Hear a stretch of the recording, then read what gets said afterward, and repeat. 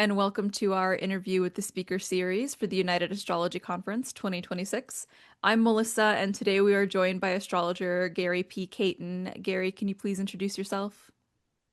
Hi, everybody. I'm Gary Caton here in Southwest Virginia. This will be my fourth UAC that I'm really proud to be a part of. It's an honor to be invited and to join with friends all over the world. I feel incredibly fortunate to have so many friends in the astrology community, people who I admire and respect, and just it's always a fun time. So I'm looking forward to seeing y'all there. As an introduction for myself, I prefer to, in my bio, I call myself a Hermetic Practitioner, not an astrologer, because there are actually, in my worldview, in the Hermetic worldview, there are three Hermetic arts, astrology being one of three, including magic and alchemy. And a big focus of my career, really over the last 10 years, has been integrating alchemy and magic into my practice. And in my first book, for instance, I go heavily into the alchemy, and some people on Amazon have even criticized me. Well, this isn't really an astrology book, and it's like, no, that's kind of the idea. But that's who I am for the last 10 years. I've been an astrologer for 30 years, though. So I was one of the early pioneers of podcasting. I had a podcast called the Goddess Astrology Podcast I was a Venus guy for a long time because I had a dream where I saw Venus. That's how I became an astrologer. Nice. Um, Nice. Can you actually so talk about that a little bit more? yeah, I was homeless on purpose for some time in the 90s, in the early 90s. I found academia to be just too restrictive, and I wanted to explore myself and the world. And so I was out wandering around, hitchhiking around the country. And when I came back home and got settled, I had a series of, and I hadn't been doing anything like astrology. I did have a pack of tarot cards, and I started having a series of really vivid dreams. I have been dreaming about things like even while I was still in school, I was dreaming of like animals speaking to me and stuff like this. And it's like, well, something's going on here that's not. And I was more interested in like, in fact, when I left school, specifically what I was looking for was magic. I was looking for the magic of life because academia just felt so stale and sterile to me. And what I found was astrology. I had this dream where I saw the sun in the sky and Venus was in the heart of the sun. And I thought to myself, what if this is literally, what if that dream is communicating a literal astronomical truth? Like that's the first thing that I could rule out, at least. Like if it's metaphorical, fine, I'll go, but like let's rule out the literal truth. Well, I got a hold of an old blue Rosicrucian ephemeris, and then nope, that's exactly the Sun and Venus were making an inferior conjunction that day, and so Oh, wow. that was kind of that was a life-defining moment for me, and so I spent about 8 years doing podcasts and exploring the cyanotic cycle of Venus and writing about it. I'm still working with that, but I got involved with Mercury cycle. Kind of by chance, Michael Luton had invited me to New York City to give a talk, and he asked me what I wanted to talk about. And at the time, I was a Venus guy, and so I told him Venus, and he said, "No, no, no, we have a group of girls coming to talk about that, and you got to pick something else." So I knew that the synodic cycle of Mercury was similar, a lot shorter, but the same as an inferior planet, similar structure. So I chose that one, and then that stream of consciousness just started really becoming more and more prominent. And so I've spent the last 10 years more as a Hermetic practitioner. Yeah, so Nice. that's probably enough about who I am for now. Well, I want to ask, Because that's a really, I mean, you described this as a life-defining moment. So, how did you navigate switching from being the Venus guy to now a Hermetic practitioner? Yeah, I was a little bit nervous because how do you break up with a goddess? You know what I'm saying? Like, I mean, breakups in general make me nervous. I don't really have relationships unless I'm really loving the person. And so how do you move on from some where you still love someone, but it's not where you need to be, you know? That's always difficult, even with a human being and with a goddess, with an archetype. I didn't, but she she communicates to me, you know. I call her she because, you know, she's goddess of love. And I just got the communication that it's all right. Like, you know, you need to keep developing and I love you forever and always and no matter what, and you do what you need to do, you know. And so I just started, you know, rebranded and that whole thing and started really diving into my Mercury studies. I'm probably the best, probably you know, besides being a Hermetic practitioner of three arts, not just astrology, I think, you know, writer, researcher, I think the research that I've done in my career has been probably one of the most defined. I mean, I go really deep and hard in trying to find evidence for, it's not that I'm scientific because I think science is pseudo-hermetic. Mm. You know, I'm not scientific. I am methodical.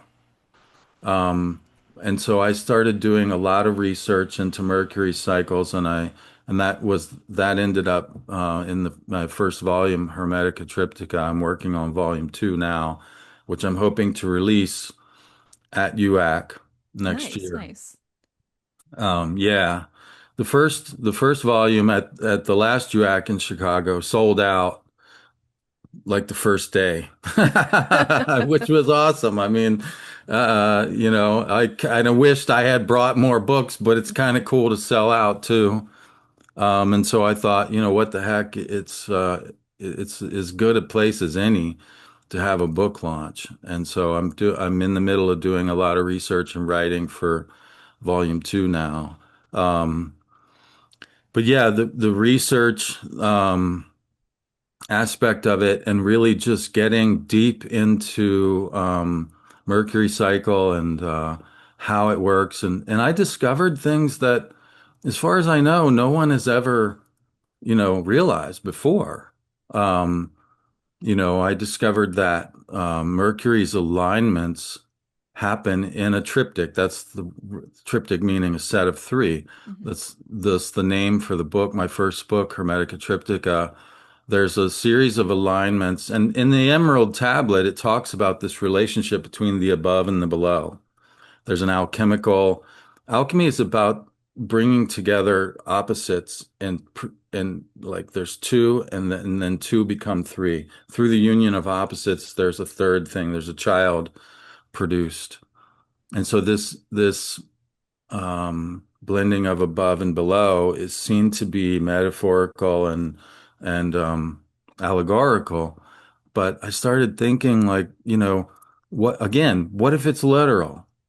And I found that the greatest elongation of Mercury, which is another way of saying its most visible apparition in the sky in the west, its invisible apparition below the threshold of visibility at the inferior conjunction, and its most visible apparition in the morning sky, that these three events all happen around the same degrees of the zodiac.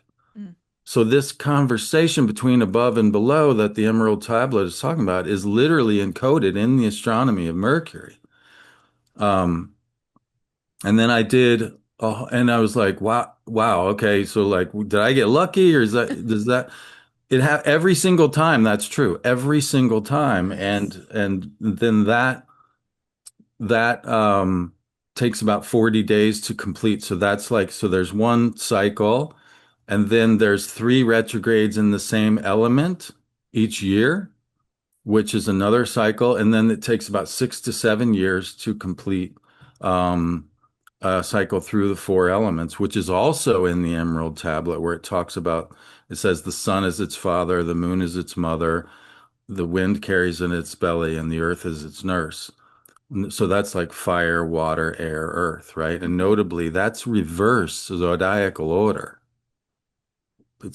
And Okay. that's the order that the Mercury retrogrades go through the elements. So encoded in the Emerald Tablet are two different parts of Mercury's astronomical reality. That's to me like I'm still blown away by how profound that is. And I wrote that book like 8 or so years ago, and it's like, and it's Yeah. still one of the most amazing things that I've ever, managed to find. And so, um, Well, and how did that discovery, were, I guess, short question, do you do consultations regularly oh with yeah, any? yeah, I started out as a psychological astrologer. Hmm. So, and I have a degree in counseling. Like I'm Oh, literally perfect. like I was a mental health certified or qualified mental health QMHP, qualified mental health professional. It's been like 20 years since I practiced in North Carolina, but That's I great. was a qualified mental health practitioner. So yeah, Nice. I find consulting to be really rewarding because, making a difference. It's one thing to discover things and write Hmm. about them. That's great. And I love it. But to make a difference in another human being's life is probably, Yeah. the most profound thing you can do. Yeah. So Yeah. how did these discoveries then, or even just the shift from the Venus guy to now Hermetic Practitioner, how is that affecting your consultations or being in consultation with you? Yeah, I mean, so depending on the person that I'm, and I've done a fair amount with the Mars cycle too. And so depending on the person that I'm working with, I'll look and see like, is this a Hermetic person? Is this a Venusian person? It's really interesting. I was just looking um, in the research that I was doing for these biographies for my next book. I was looking at this quote by Alfred Adler, who's a famous psychologist, and Viktor Frankl talked about that he said he saw Freud as being about the will to pleasure, so think Venus, Hmm. and he saw Adler was the will to power because Adler was about like the inferiority complex versus superior, so it's like power dynamics, and then he saw himself as the will to meaning. And these three planets, Mercury, Venus, and Mars, are the only three planets that can penetrate the inner sanctum of our solar system, the Earth Sun Earth enclave. Astronomers call this the astronomical unit. What a sterile way to describe the cosmic egg within which is the only place we know where life exists. And there's three planets that come in and penetrate and plant their seed, the seed of their consciousness in this space. And it's Mercury, Venus, and Mars. And so I pay particular attention if I see the person's chart saying I'm a hermetic person, then I'll say, by the way, I do a lot of work with the synodic cycle of Mercury, and I'll talk to them about that. If I see them, like especially if they're an artist, I'm going to talk Hmm. to them about the cycle of Venus. Um, and if there's something, to do with, maybe they're struggling to find the willpower to do something, I might talk to them about the cycle of Mars, and so it's yeah, I think it's just broadened my ability to really um pick the channel of consciousness that wants to or needs to come through for Hmm. that particular person. Absolutely. Yeah. Absolutely. Sorry, we are getting close to time, but I wanted to ask because you said you'd been to, I think you said four Yeah, this will be UX in my the fourth past. UAC. Nice, nice. Yeah. Okay. Can you tell us a little bit about past UX and what we can Yeah, expect yeah, for yeah. So upcoming my ones? first UAC, I mean, I was aware that one was happening when I first got into the astrology community. I was in Norfolk finishing my degree in counseling, and there was a UAC that year, but I didn't get to attend because I was still in school. So my first UAC was in 2008 in Denver. And that Nice. was really cool, but it was kind of the first time that I had flown long distance, and I ended up getting sick on the plane. So that was like Mm. a difficult lesson. I feel, um, and so now I'm like really like Virgo moon, like taking my vitamins before I get on the plane and like making sure I get plenty of rest Yeah. and all that stuff. But no, it was great. I mean, just meeting these people in person that, um, I mean, the generation before me was so chock full and so huge. They're a big generation Hmm. and they're chock full of amazing astrologers. And so meeting those people in person and getting to speak to them and know them, I mean, it was really profound. And then in 2012 in New Orleans, I was on stage with them. I was on Oh, stage yeah. with people like Bruce Schofield and Michael Luton doing a play. Michael Luton did a play. I did a thing with a group of women asked me to be part of like this Venus flash mob thing. And yeah, it was just a blast, honestly. And then in 2018 in Chicago, I delivered that's probably some of the best talks I've ever given. I mean, I can't say predict, I forecast the COVID stock market crash within a day. Nice. I forecast that we might see the stock market go down when Jupiter crossed its south node, and the crash happened within one day of that exact event.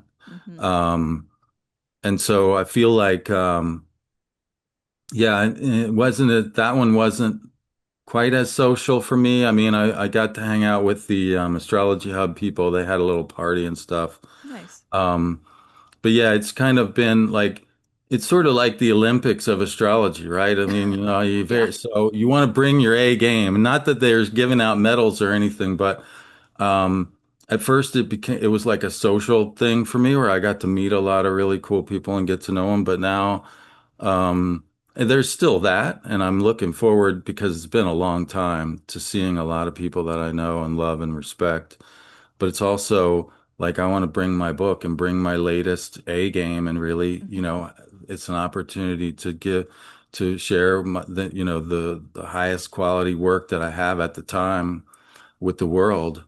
And so yeah, that's why it's, such a wonderful and opportunity, and it's a great honor to be coming. Yeah, that's exciting. I'm glad that we're gonna be able to have you back. So Yeah, thank thank you. you Thank so you much very for much. joining Thank us. you to the members of the organizations who voted for me. I appreciate it. I hope to see you there. Absolutely. Yes. And where can viewers find more about you? So my website is dream, like what you do at night, dreamastrologer.com. I'm on Facebook and Instagram, and I have a new Substack that I'm writing on Substack. There's links to all that on my homepage. Um, what else? I have a YouTube channel. So yeah, check me out and um, yeah, get to know me a little bit and feel free to reach out and be in touch and hope to see you all in Chicago. Absolutely.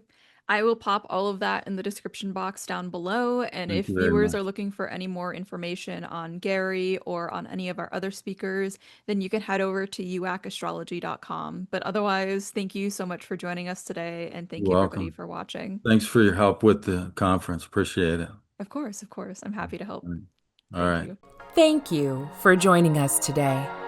You can find new episodes on our channel every Monday and Wednesday, continuing through to the United Astrology Conference in 2026. We also invite you to attend UAC 2026, taking place in Chicago, Illinois from September 3rd to the 9th. As the largest astrological conference in the world, UAC offers an unparalleled opportunity to deepen your astrological studies and connect with the global community.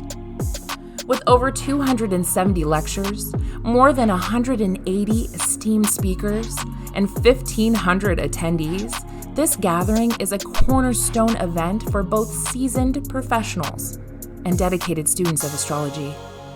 For details on registration, scholarships, volunteer opportunities, or advertising, please visit uacastrology.com or refer to the links in the description box below.